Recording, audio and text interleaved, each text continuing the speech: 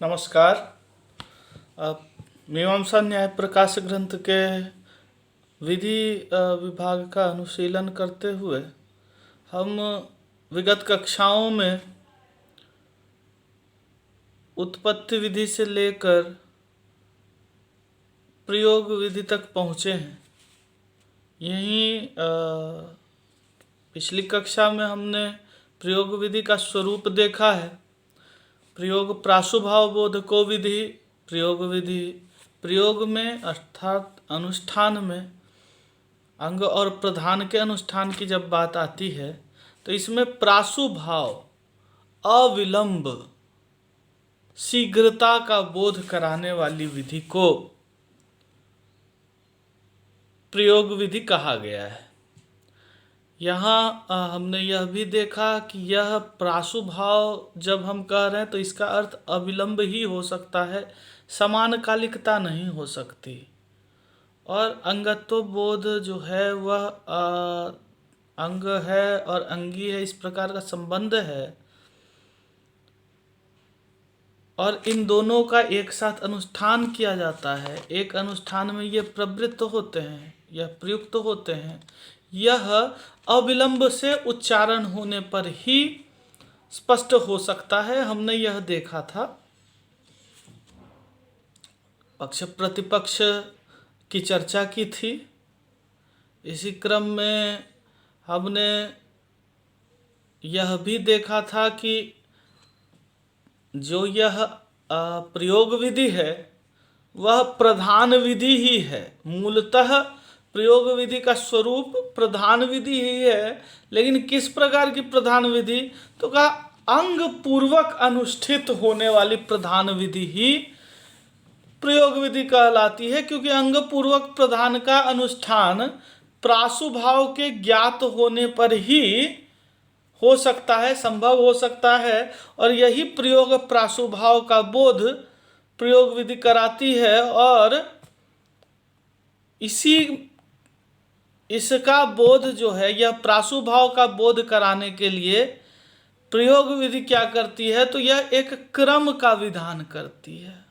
और हमने कल की कक्षा में देखा था कि क्रम का लक्षण करते हुए शास्त्रकार कहते हैं क्रमो नाम वितति विशेष। एक विशेष प्रकार के विस्तार को, एक विशेष प्रकार के पैटर्न को, एक विशेष प्रकार की श्रृंखला को क्रम कहा जाता है। क्रमो नाम वितति विशेष। और वो किस प्रकार का होता है? तो कहा पौर्वापर्य रूपो वा। यह पौर्वापर्य रूप होता है। पूर्व और अपर का जो भाव है उसे ही हम क्रम के रूप में जानते हैं। अब इस क्रम के बोधक या क्रम का जो बोध होता है, इसके भी 6 प्रमाण हैं। विनियोग विधि के 6 प्रमाण के समान। विनियोग विधि संबंध बोध कराने वाली विधि थी, प्रयोग विधि क्रम बोध कराने वाली विधि है। संबंध बोध भी 6 प्रमाणों की सहायता से होता था। यह क्रम बोध जो है वह भी 6 प्रमाणों की सहायता से होगा। और पूर्व में बताए गए 6 प्रमाणों के समान ही यहाँ पर जो 6 प्रमाणों की चर्चा होगी वहाँ भी परस्पर उत्तरोत्तर रूप से पार दौर्बल्य का सिद्धांत होगा कि पूर्व वाला उत्तर वाले की अपेक्षा अधिक प्रबल प्रमाण होगा। तो इसी क्रम में प्रथम प्रमाण है, यहाँ भी उसका नाम श्रुति ही है। श्रुति का प्रामाण्य सर्वत्र प्रबलतम होगा और यही मीमांसा का सिद्धांत भी है। तो श्रुति प्रमाण है प्रथम। और इसका लक्षण करते हुए कहते हैं यहाँ, जो प्रयोग विधि की सहकारी भूता श्रुति होगी वह कैसी, उसका लक्षण क्या? तो उस प्रमाण का, श्रुति प्रमाण का लक्षण है तत्र क्रम परवचनम श्रुति ही। क्रम परवचनम, क्रम परक जो वचन है, क्रम बताने वाला जो वचन है, क्रमवाचक जो शब्द है, क्रम परवचनम श्रुति ही। पहले वहां पर कहा था हमने विनियोग विधि के समय निरपेक्षो रवः श्रुति, निरपेक्ष शब्द श्रुति है। यहाँ भी श्रुति वही शब्द है, बस यह क्रम का वाचक है, प्रधान रूप से क्रम का वाचन कराने वाला शब्द श्रुति कहलाता है। और तच्च द्विविधम, और वह क्रम वाचक जो श्रुति होती है वह दो प्रकार की होती है। तत्र क्रम पर वचनम श्रुति ही तच्च द्विविधम, वह क्रम पर वचन जो है वह दो प्रकार का होता है। कौन कौन? तो केवल क्रम परम और तद विशिष्ट पदार्थ परम चेति। दो प्रकार का वह क्रम पर वचन अथवा दो प्रकार की श्रुति होती है। केवल कर्म परक श्रुति, केवल कर्म परक श्रुति, और तद विशिष्ट पदार्थ परम, विशिष्ट पदार्थ परक श्रुति। अब यह नाम से ही स्पष्ट हो रहा है, केवल क्रम परक। केवल क्रम परक जो केवल क्रम मात्र का विधान कराए, क्रम का ही विधान कराकर जो निवृत्त हो जाए, ऐसी श्रुति केवल क्रम परक श्रुति है। उदाहरण देखते हैं, तत्र वेदम कृत्वा वेदिम करोति इति केवल क्रम परम का एक वाक्य है, एक श्रुति है। वेदम कृत्वा वेदिम करोति, वेद कहा जाता है, कुछ मुष्टि बनाते हैं, वेद करण उसे कहा जाता है, वेद बनाते हैं। बेसिकली कुश की मुष्टि बनाकर, कुश का एक मुट्ठा, मुट्ठा जिसे कहते हैं ना, बंडल, कुश का बंडल बनाकर और उसके माध्यम से हम क्या करते हैं, हम शुद्धिकरण करते हैं। जिस प्रकार झाड़ू होता है ना, झाड़ू से हम पहले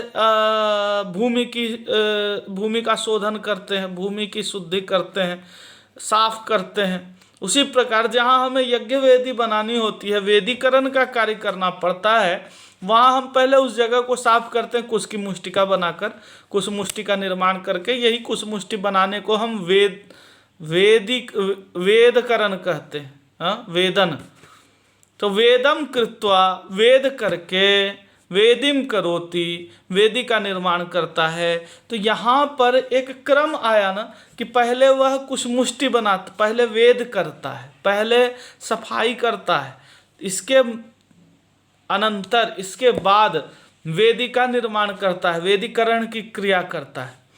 तो वेदम कृत्वा वेदिम करोति, यहाँ पर प्रयोग विधि है, और प्रयोग विधि किसके सहायता से विधान कर रही है? तो श्रुति प्रमाण के सहायता से। और श्रुति प्रमाण में भी कैसी श्रुति है यह? तो यह श्रुति केवल क्रम परक श्रुति है, केवल क्रम पर वचनम है, केवल क्रम का बोध कराने वाली यह श्रुति है। क्यों केवल क्रम का बोध कराने वाली श्रुति है? तो कहा वेदीकरण का विधान यहाँ नहीं किया जा रहा। वेदीकरण जो है, यज्ञ की वेदी बनाना, यह किसी अन्य श्रुति से ज्ञात है। झाड़ू लगाने की क्रिया भी दूसरी श्रुति से ज्ञात होगी। यहाँ पर क्या पता लग रहा कि वेदीकरण से पहले वेदकरण क्रिया की जाती है। ये क्रम है कि पहले साफ करोगे तब वेदी बनाओगे। तो यहाँ केवल क्रम का निर्धारण किया गया है, केवल क्रम का विधान किया गया है। क्या ये कैसे पता लगेगा कि वेदम कृत्वा वेदिम करोति जो है वह वहाँ पर केवल क्रम पर श्रुति है, केवल क्रम परक श्रुति है। तो यहाँ पर वेदम कृत्वा जब कह रहे हैं ना, तो कृत्वा में कृ धातु है, त्वा प्रत्यय है, त्वा प्रत्यय निष्ठा वाला प्रत्यय है, त्वाक्तवतु, निष्ठा वाला प्रत्यय जैसे तक्तवतु है, वह भूतकाल में जिस प्रकार से उसका बोध होता है। और यहाँ पर जो कृत्वा में क्त्वा प्रत्यय है, तक्तवतु नहीं है, वह तो भूतकाल मात्र का बोध कराने के लिए निष्ठा प्रत्यय होता। यहाँ त्वा है, त्वा प्रत्यय क्रियार्था क्रिया में प्रयुक्त होती है। क्रियार्था क्रिया का क्या अर्थ? किसी क्रिया के लिए पूर्वकालिक किसी क्रिया के जो क्रिया होने वाली है उसके लिए कोई दूसरी क्रिया जब प्रवर्तमान होती है, हो रही होती है या हो चुकी होती है, ऐसे अर्थ में हम धातु से त्वा प्रत्यय लगाते हैं। जैसे स गत्वा खादति, वह जाकर खाता है। तो जाने की क्रिया उत्तरवर्ती अनंतर भाविनी खाने की क्रिया के लिए हो रही है। इसी प्रकार यहाँ प्रकृत उदाहरण में वेदम कृत्वा वेदिम करोति, तो वेदकरण की प्रक्रिया, वेदकरण की क्रिया वेदीकरण के लिए की जाती है। यह कैसे पता लगा? तो वेद के साथ जो क्रि धातु था वह वेद कर्मक जो क्रि धातु था उसके साथ क्त्वा प्रत्यय है। क्त्वा प्रत्यय से पता लगता है कि वेदकरण पहले होगा और वेदीकरण उसके बाद होगा। तो क्त्वा प्रत्यय के ग्रहण से, श्रवण से प्रकृत विधि द्वारा, विधि द्वारा, प्रयोग विधि द्वारा केवल क्रम पर श्रुति रूप प्रमाण के माध्यम से क्रम रूपता का प्रदर्शन किया जाता, क्रम रूपता का बोधन कराया जाता, क्रम रूपता का बोध कराया जाता है। अतः यह श्रुति केवल क्रम परक श्रुति है और इस प्रकार से यह प्रयोग विधि का सहकार, प्रयोग विधि की सहायता करती है। तो क्त्वा प्रत्यय के बोध से क्त्वा और ल्यप इत्यादि जो प्रत्यय है वो क्रियार्था क्रिया में लगता है। तो यहाँ क्त्वा प्रत्यय है, क्रियार्था क्रिया हो रही है। क्रियार्था क्रिया क्या है? तो वेदकरण, वेदकरण क्रियार्था क्रिया है। और किसके लिए यह क्रिया की जाती है? तो वेदीकरण के लिए की जाती है।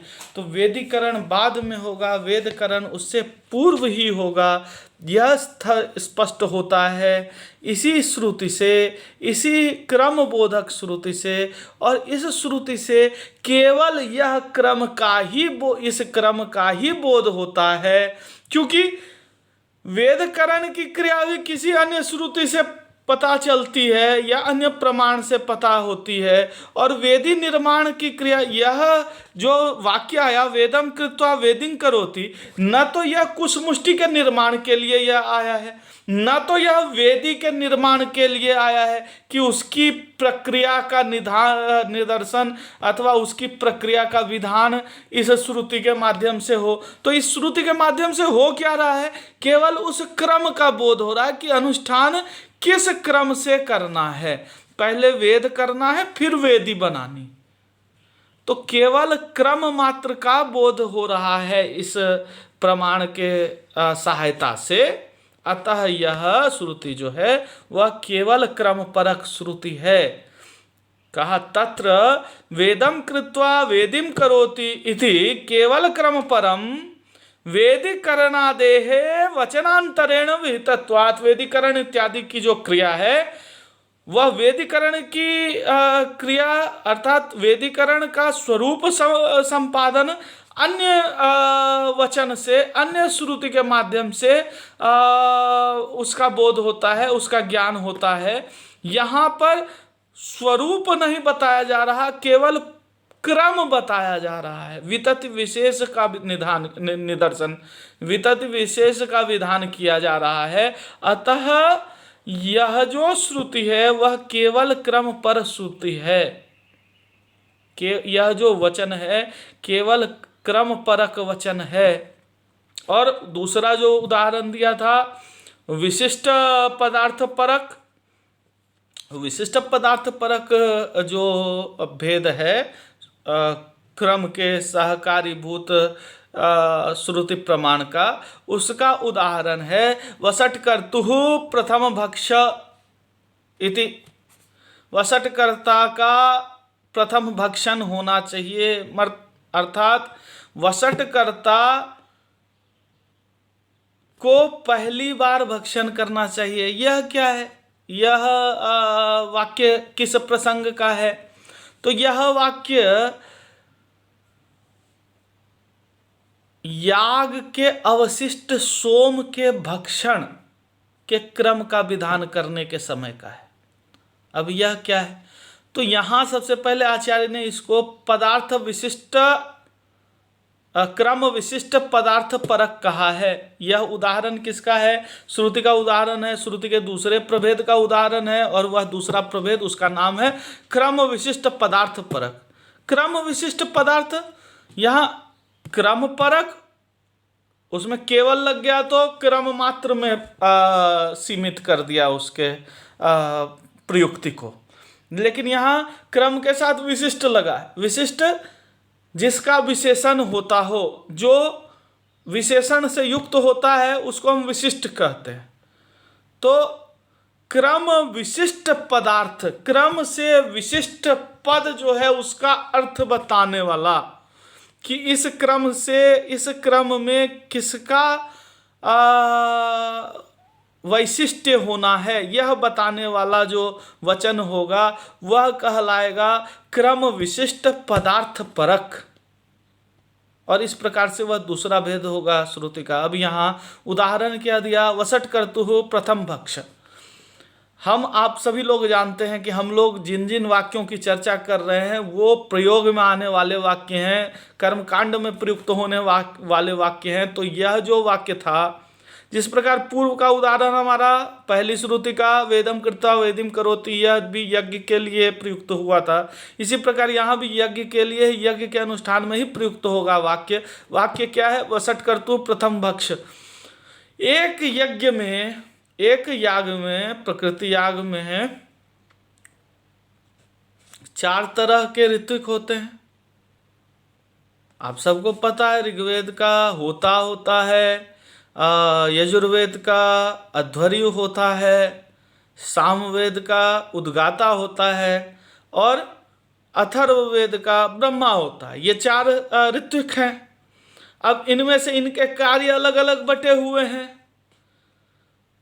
तो इनमें से जो ऋग्वेद का ऋत्विक होता है, होता, जिसका अभिधान होता है, होम करने वाला होता है, तो ऋग्वेद का ऋत्विक होता ही वसटकार का उच्चारण करता है।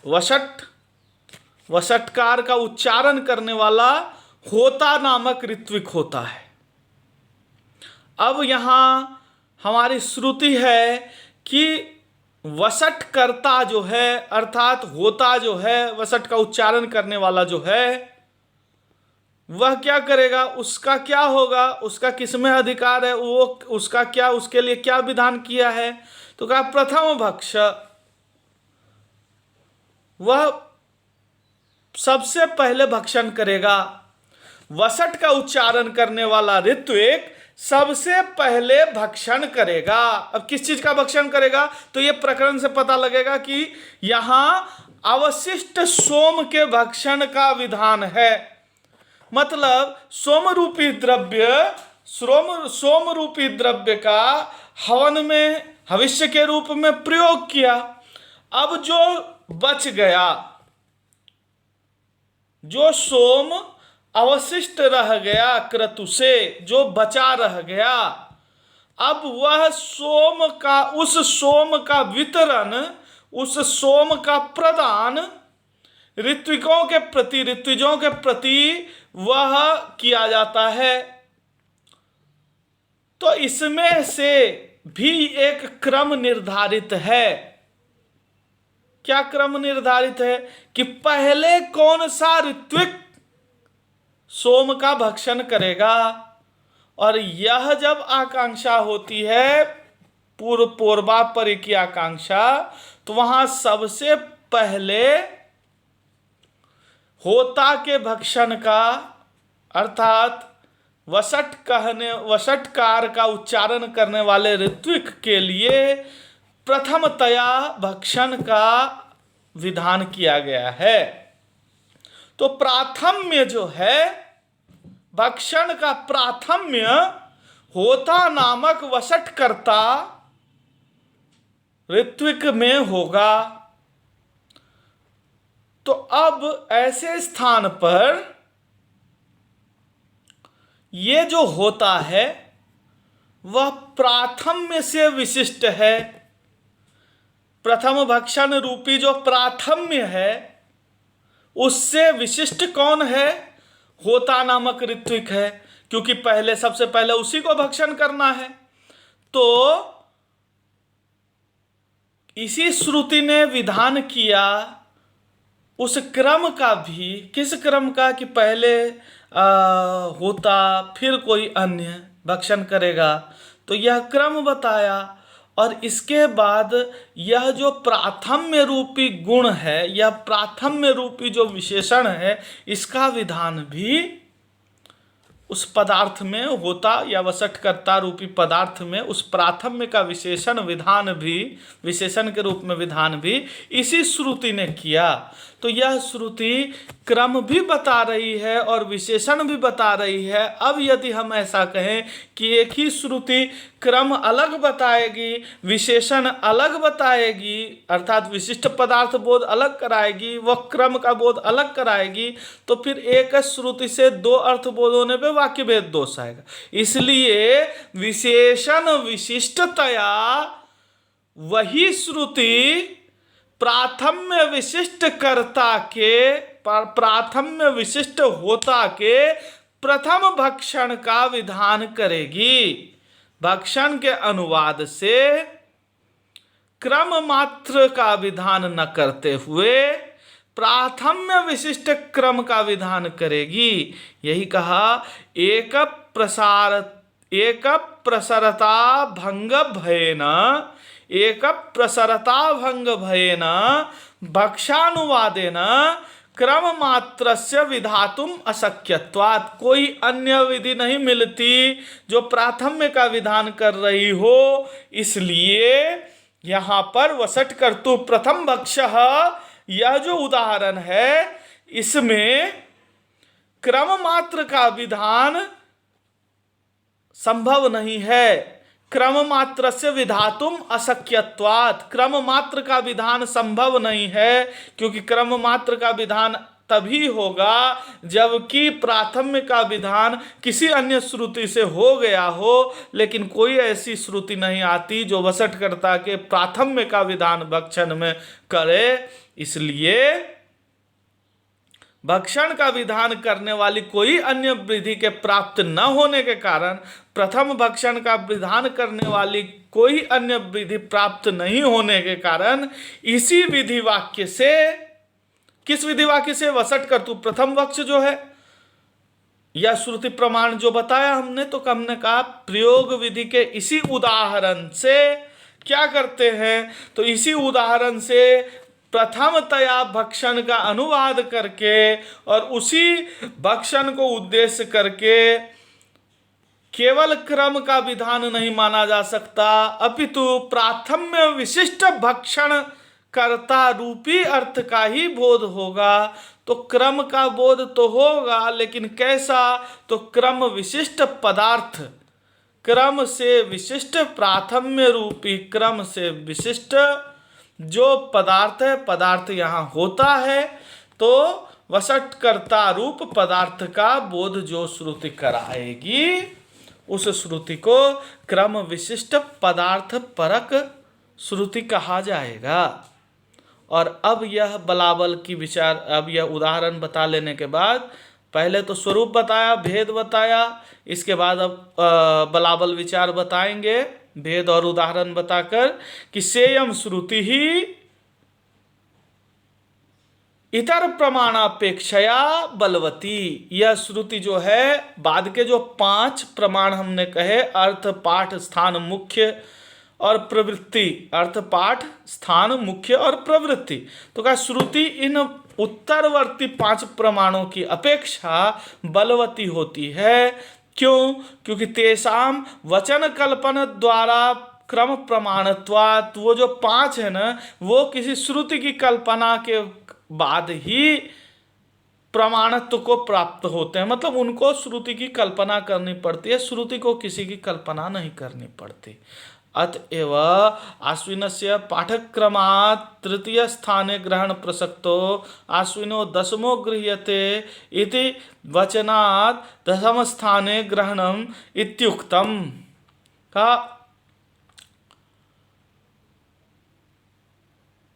चूंकि श्रुति जो है वह पाठ आदि की अपेक्षा प्रबला होती है, इसीलिए जहाँ श्रुति प्रमाण, जहाँ पाठ प्रमाण, पाठ आदि जो क्रम है उससे आश्विन ग्रहण जो है, आश्विन ग्रहण जो है, आश्विन का ग्रहण किस स्थान पे किया जाए, यह जब चर्चा आती है तो यहाँ का देवताओं के ग्रहण में जब आता है कि किसका ग्रहण किस स्थान पे किया जाए, तो पाठक क्रम से आश्विन का ग्रहण तृतीय स्थान पर होता है और श्रुति के क्रम से आश्विन का ग्रहण दशम स्थान पे होता है।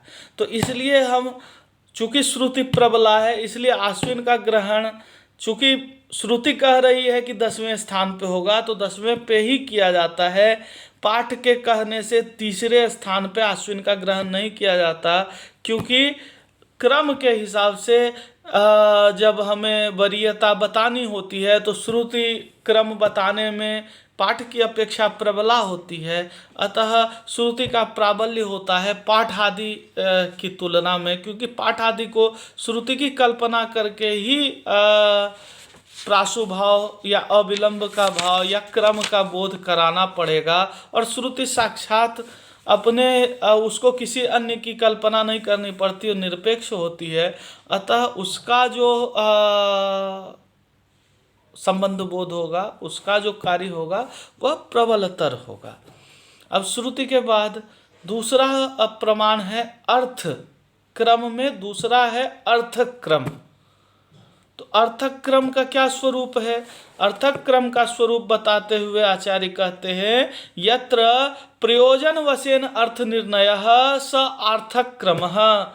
कहा जहाँ प्रयोजन से अर्थात क्रिया के क्रम का जो निर्णय है वह जहाँ प्रयोजन के आधार पे होगा, लक्ष्य के आधार पे होगा, तो प्रयोजन के आधार पे जहाँ क्रम का निर्णय होता है, प्रयोजन के आधार पर जहाँ क्रम का कथन होता है, उस क्रम को हम अर्थक क्रम किंवा आर्थक क्रम, अर्थ संबंधी क्रम कहते हैं। उदाहरण है यथा अग्निहोत्र होम यवागु पाकयोः अग्निहोत्रम जुहोति यवागु पचति।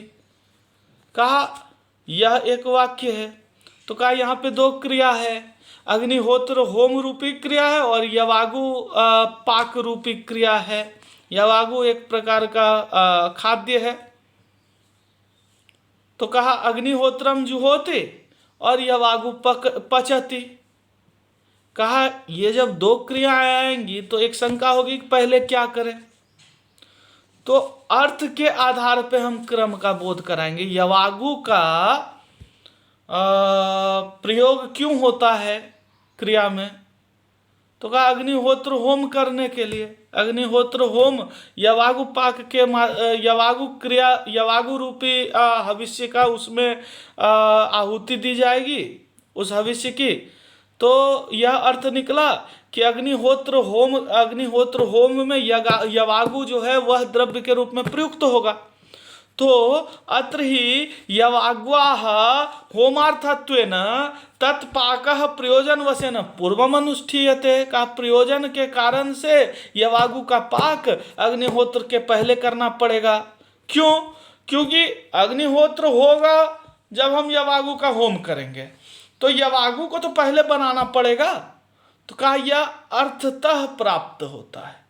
यवागु का पाक जरूरी है किस चीज के लिए? अग्निहोत्र करने के लिए। तो अग्निहोत्र करने के बाद यवागु पकाकर कोई प्रयोजन नहीं सिद्ध हो पाएगा। तो यवागु का प्रयोजन ही सिद्ध होगा अग्निहोत्र के प्रति तभी जबकि वह पहले सिद्ध किया जाए, पहले यवागु बना लिया जाए। तो इसलिए क्रम जो है वह अर्थतः ज्ञात होगा कि यवागु अर्थ है, यवागु साधन है अग्निहोत्र होम के प्रति। तो यवागु का पाक, यवागु पाक की क्रिया पहले हो जाएगी, तब अग्निहोत्र होम होगा। तो यह जो निर्णय है यह अर्थ क्रम के माध्यम से क्रम का निर्णय होता है, अर्थ के प्रयोजन वसात अर्थ निर्णय होता है। तो यही कहा यत्र प्रयोजन वशेन अर्थ निर्णय, प्रयोजन के वश से, प्रयोजन के आधार पर जहाँ अर्थ का निर्णय होगा वहाँ अर्थ क्रम कहलाएगा। यथा अग्निहोत्र होम यवागु पाकयोः, अग्निहोत्र होम और यवागु पाक दो क्रिया है, इनके मध्य क्या पहले हो क्या बाद में हो, क्रम किस प्रकार हो, यह जब विधान करना होगा तो हम अर्थ पर विचार करेंगे कि अग्निहोत्र होम क्या यवागु के लिए हो रहा है? नहीं। यवागु पाक क्या अग्निहोत्र होम के लिए हो रहा है? हाँ। तो जो जिसके लिए हो रहा है वो उससे पहले होना चाहिए। जैसे हम खाना पकाते हैं भोजन करने के लिए, तो भोजन से पहले पाक क्रिया होना आवश्यक है प्रयोजन वसात।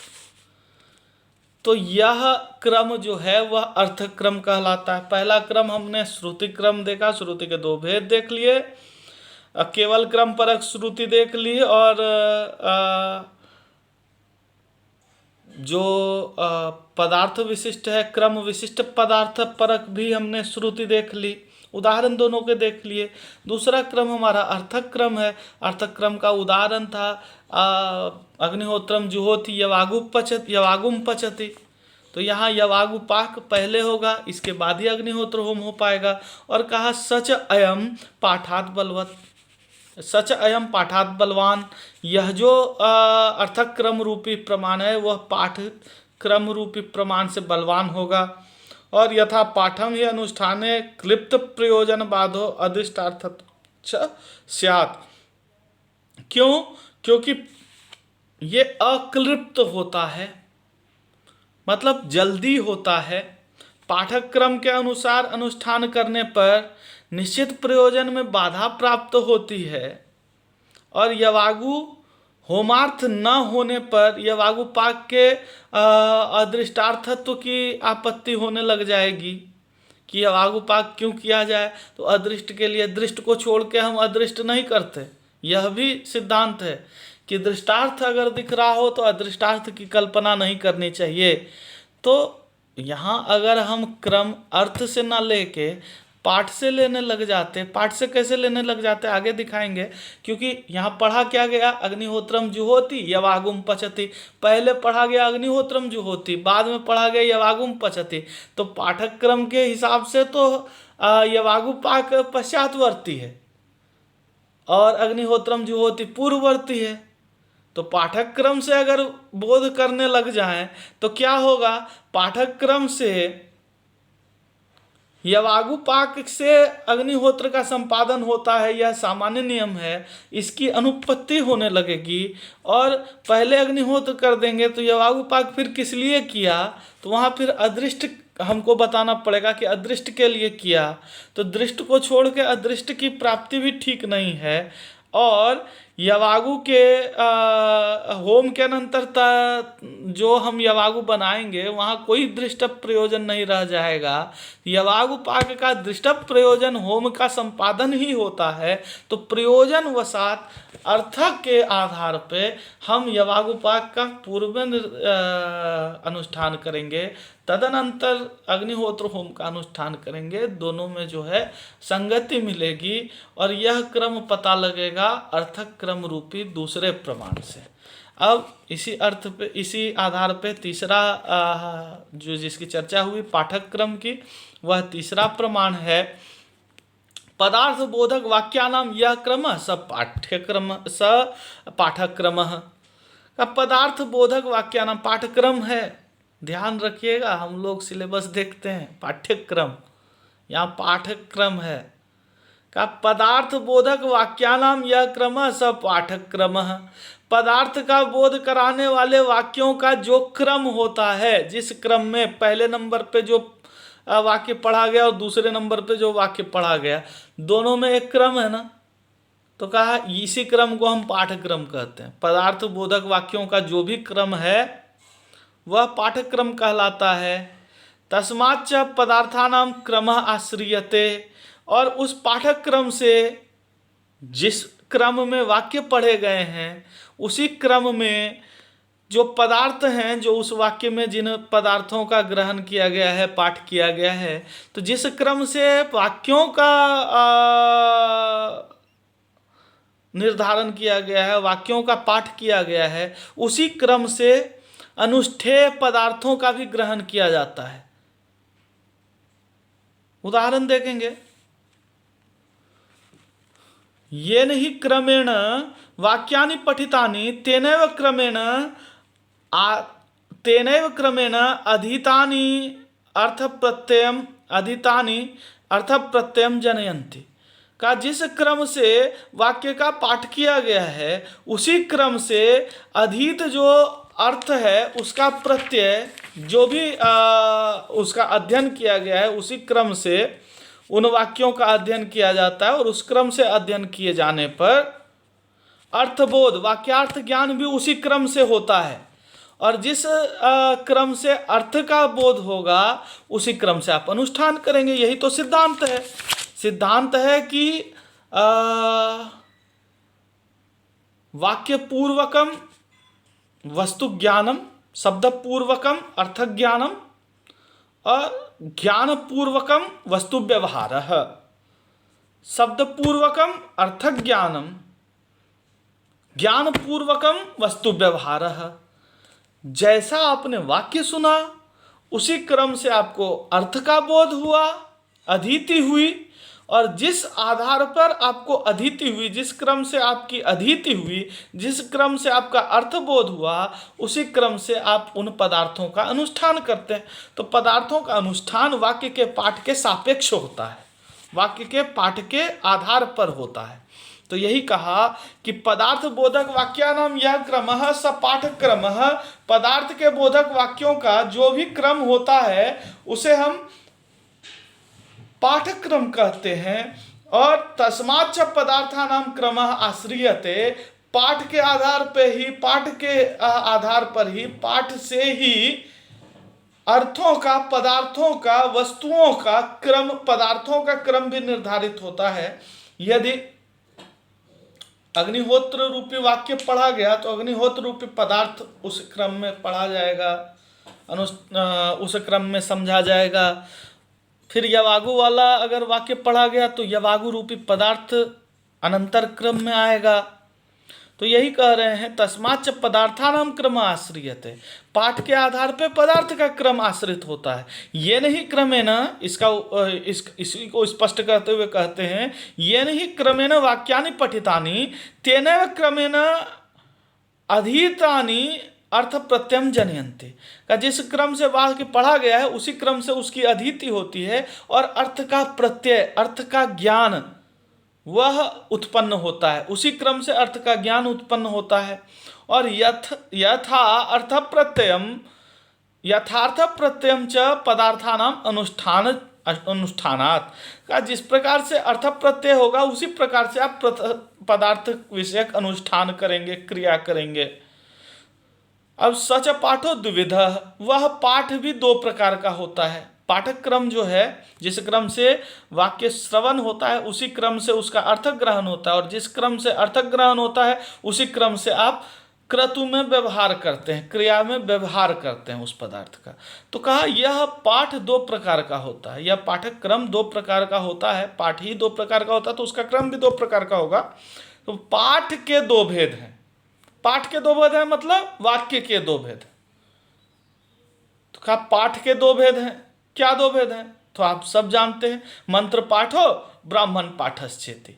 वेद वाक्य है और वेद द्विविध कहा गया, मंत्र ब्राह्मणयो हो वेद नामधेयम। तो पाठ भी दो प्रकार का है, मंत्र पाठ और ब्राह्मण पाठ। मंत्र पाठ जो है वह स्मरण कराता है द्रव्य देवता का, और ब्राह्मण पाठ व्याख्यान कराता है अनंतरवर्ती। तो अब हम इसी में देखेंगे कि मंत्र और ब्राह्मण में कौन सशक्त है, कि कौन अधिक बलवान है। तो सच पाठो द्विविधा, वह पाठ दो प्रकार का होता है। मंत्र पाठ पाठो ब्राह्मणश्चेति, मंत्र पाठ और ब्राह्मण पाठ। तत्र आग्नेय अग्निशोमीयोः तत्तत् याज्ञानुवाक्याक्रमात् यह क्रम आश्रियते समंत्र पाठात्। कहा अब यहां पर बलाबल विचार में बता रहे हैं। तो पाठ के दो भेद हैं, मंत्र पाठ और ब्राह्मण पाठ। तो अब कहा इनमें से कैसे बलाबल का विचार और ये पाठ से किस प्रकार से क्रम का निर्धारण होगा। तो कहा तत्र आग्नेय अग्नि सोमीयोः तत्तत् याज्ञानुवाक्याक्रमात् यह क्रम आश्रियते समंत्र पाठा। का वहां उस क्रम विधान में आग्नेय और अग्निशोमीय दो यज्ञ हैं। आग्नेय और अग्निशोमीय दो वाक्य हैं, आग्नेय वाक्य और अग्निशोमीय वाक्य। आग्नेय याग और अग्निशोमीय याग का क्या क्रम होगा और उसके उन यागों के जो वाक्य पढ़े जाते हैं याज्ञा और अनुवाक्या संज्ञक, वह उनका क्या क्रम होगा, इसका आश्रयन, इसका निदान, इसका इस क्रम का कथन कहाँ से होगा, किससे होगा, मंत्र से होगा कि ब्राह्मण से होगा। जब यह शंका हो, यह प्रकरण आए, तो मंत्र पाठ से याज्ञा और अनुवाक्या के पौर्वापर्य का क्रमशः आग्नेय और अग्निशोमी यागों में निर्णय किया जाता है कि पहले आग्नेय याग की याज्ञानुवाक्या पढ़ी जाए और उनका अनुष्ठान किया जाए, अथवा पहले अग्निशोमीय का कथन व अनुष्ठान किया जाए। यह निर्णय मंत्र पाठ से किया जाता है। तो निश्चित रूप से ब्राह्मण की अपेक्षा मंत्र पाठ का प्राबल्य बताया गया है। कैसे? तो कहा सच अयम मंत्र पाठो ब्राह्मण पाठात बलवान। मंत्र पाठ ब्राह्मण पाठ की अपेक्षा बलवान होता है। क्यों? क्योंकि अनुष्ठान ब्राह्मण वाक्य अपेक्षया मंत्र वाक्य से अंतरंगत्वात्। अनुष्ठान में, क्रिया के अनुष्ठान में, यज्ञ में, याग प्रयोग में, प्रयोग के समय ब्राह्मण वाक्य की अपेक्षा मंत्र वाक्य जो होते हैं, ब्राह्मण पाठ की अपेक्षा मंत्र पाठ जो होता है वही अंतरंग होता है। अंतरंग और बहिरंग दो शब्द हैं, अंदर का और बाहरी।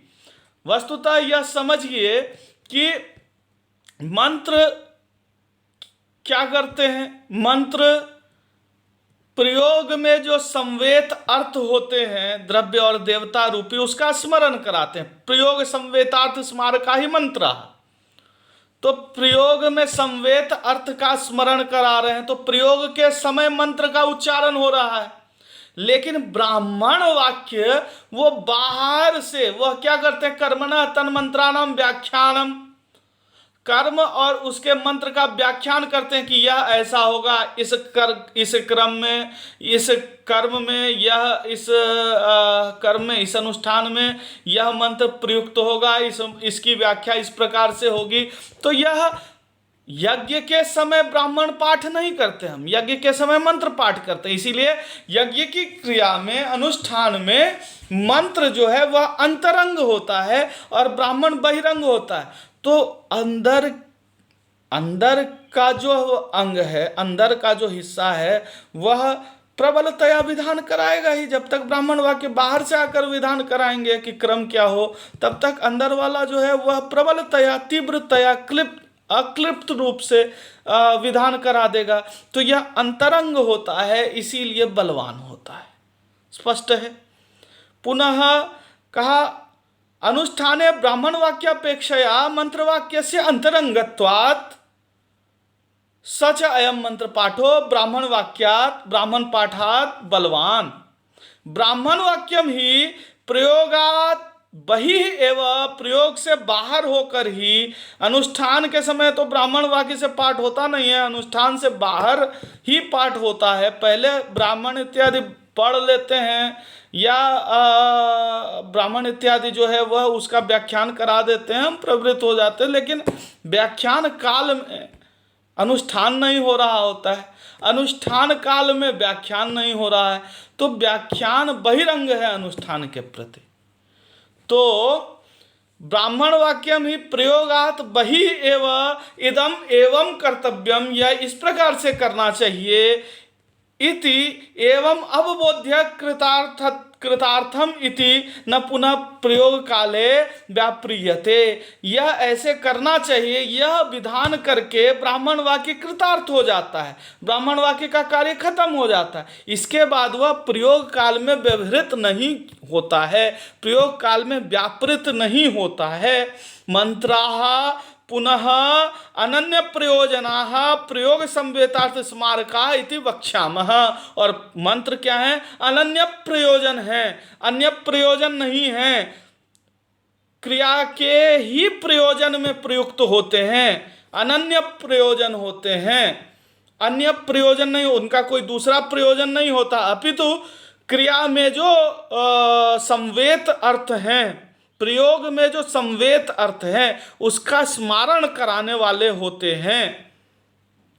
इति वक्ष्यामः, यह हम बताएंगे आगे, अभी तो वृद्धि भाग ही बता रहे हैं, इसके बाद मंत्र जब बताएंगे तो ये बताएंगे। अभी प्रसंग पढ़ा तो ग्रंथकार ने बता दिया कि यह प्रयोग संवेतार्थ स्मारक होता है, इसीलिए अनन्य प्रयोजन होता है। तेन अनुष्ठान क्रमस्य स्मरण क्रमाधीनत्वात् तत्क्रमस्य च मंत्र क्रमाधीनत्वात् अंतरंगो मंत्र पाठ इतरस्माद् इति बलवान, इसलिए वह बलवान है क्योंकि दूसरे से जल्दी यह पाठ करा, यह जो है स्मरण कराएगा। अनुष्ठान क्रम से स्मरण क्रमाधीनत्वात्, अनुष्ठान क्रम जो है वह स्मरण क्रम के अधीन होता है। जब तक हम द्रव्य और देवता का स्मरण न कराएं, फिर उस देवता को उद्देश्य करके द्रव्य का त्याग कैसे करेंगे, अनुष्ठान कैसे करेंगे। इसलिए तत्क्रमस्य च मंत्र क्रमाधीनत्वात्, इसलिए वह क्रम जो है अनुष्ठान का क्रम वह मंत्र क्रम के अधीन होता है, मंत्र पाठ के अधीन होता है, इसलिए वह अंतरंग कहलाता है, अंदर का कहलाता है कि जब तक मंत्र न पढ़ा जाए तब तक हम प्रयोग न कर पाएंगे, अतः वह बलवान है। अतएव इसलिए आग्नेय अग्निशोमीयोः, अब उदाहरण की चर्चा आ गई कि आग्नेय और अग्निशोमीय में जब प्रथम और अनंतर का बल पौर्वापर्य विचार करेंगे तो क्या करेंगे, तो आग्नेय अग्निशोमीयोः ब्राह्मण पाठात, आग्नेय ब्राह्मण पाठादो अग्निशोमीयानुष्ठानम पश्चात आग्नेय अनुष्ठानम इत्येवं क्रमम बाधित्वा, का अगर ब्राह्मण पाठ से क्रम का विचार करेंगे तो वहाँ पहले अग्निशोमी का अनुष्ठान करने के लिए कहा गया है और उसके बाद आग्नेय याग का अनुष्ठान करने के लिए कहा गया है। इस ब्राह्मण पाठ विहित क्रम का बाध करके मंत्र पाठ वाला क्रम क्या बताएगा, तो कहा मंत्र पाठादो आग्नेय अनुष्ठानम, मंत्र पाठात आदो आग्नेय अनुष्ठानम, सबसे पहले आग्नेय का अनुष्ठान करेंगे, पश्चात अग्निशोमीयस्य इति एव क्रमः इति उक्तम, इति युक्तम, इति उक्तम।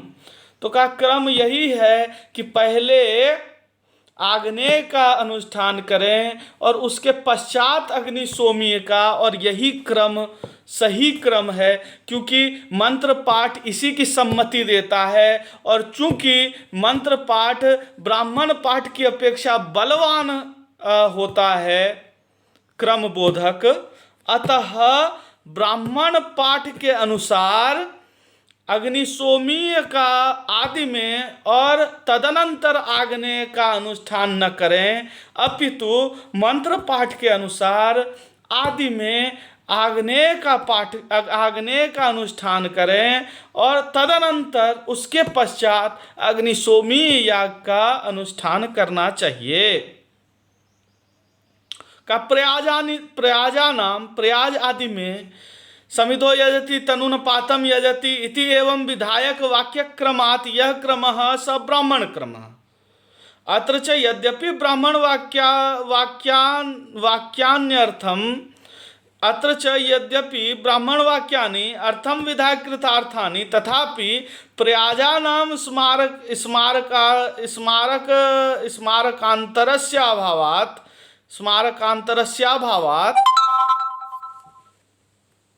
तानि एव स्मारकत्वेन स्वीक्रियन्ते। अब यहाँ दूसरा एक आ गया कि जहाँ मंत्र ना मिल रहा हो, जहाँ स्मारक क्रिया का स्मारक कोई मंत्र ना प्राप्त हो रहा हो, जैसे प्रयाज होता है, प्रयाज अंग है,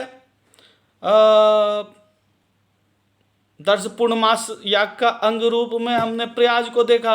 अब प्रयाज के भी अंग हैं, ईडो यजति समिधो यजति तनुनुपातम यजति, तो कहा ईडा याग होगा, समित याग होगा, तनुनुपात होगा। कहा इसमें क्या क्रम हो, तो कहा इसमें जो क्रम का निर्णय होगा वहां ब्राह्मण वाक्य का ही चलेगा। क्यों? क्योंकि कोई मंत्र मिलता नहीं जो क्रम को बताए, कोई मंत्र पाठ से क्रम का विधान होता नहीं है। यद्यपि यहाँ ब्राह्मण वाक्यानि अर्थम विधाय कृतार्थानि, वहाँ भी ईडो यजति का मतलब या समिधो यजति का मतलब ब्राह्मण वाक्य ने अर्थ बता के वहाँ भी ब्राह्मण वाक्य कृतार्थ हो जाते हैं, अपना कार्य कर लेते हैं। लेकिन तथापि प्रयाजा नाम, ये जो प्रयाज है पंचम प्रयाज, इसमें स्मारक कोई दूसरा नहीं मिलता। स्मारकांतरस्याभावात् तानि एव ब्राह्मण वाक्यानि, वे ब्राह्मण वाक्य ही स्मारक के रूप में स्वीकार किए जाते हैं। और तथा च येन क्रमेण तानि अधितानि, जिस क्रम से वह ब्राह्मण वाक्य अधीत होते हैं, जिस क्रम से उन ब्राह्मण वाक्यों का अध्ययन किया जाता है, तेनैव क्रमेण अर्थस्मरणं जनयन्ति इति युक्तम तेनैव क्रमेण तेषाम अनुष्ठानम। जिस क्रम से ब्राह्मण वाक्य सुने जाते हैं, अध्ययन किए जाते हैं, उसी क्रम से उनसे अर्थबोध होगा और उस अर्थ के बोध के क्रम से ही अनुष्ठान का क्रम निर्धारित होगा।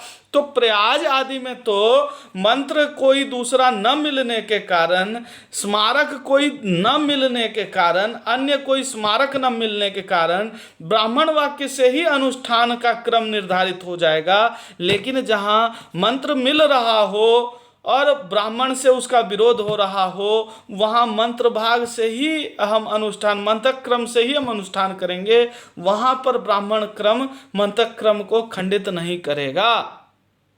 तत्सिद्धम प्रयाजानाम ब्राह्मण पाठक्रमात् क्रमः, प्रयाजों का तो ब्राह्मण पाठ से क्रम निर्धारण सिद्ध होगा। लेकिन जहाँ आग्नेय अग्निशोमीय इत्यादि याग की चर्चा की जाएगी, वहाँ पर तो यदि मंत्र पूर्व में आग्नेय का विधान करता है और पश्चात में अग्निशोमीय का, तो ब्राह्मण यद्यपि इसके विरुद्ध क्रम को बताते हैं, इसके विपरीत क्रम को बताते हैं, तथापि वहाँ ब्राह्मण का क्रम जो है वह स्वीकार्य न होके, अनुष्ठेय न होके, मंत्र का क्रम ही अनुष्ठेय होगा।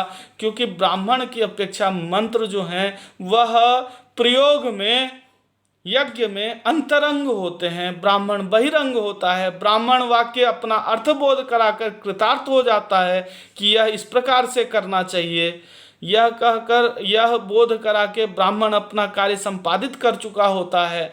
अब उसकी प्रयुक्ति अनुष्ठान के क्रम में नहीं होती, अतः वहाँ तो मंत्र पाठ से ही क्रम बोध होगा।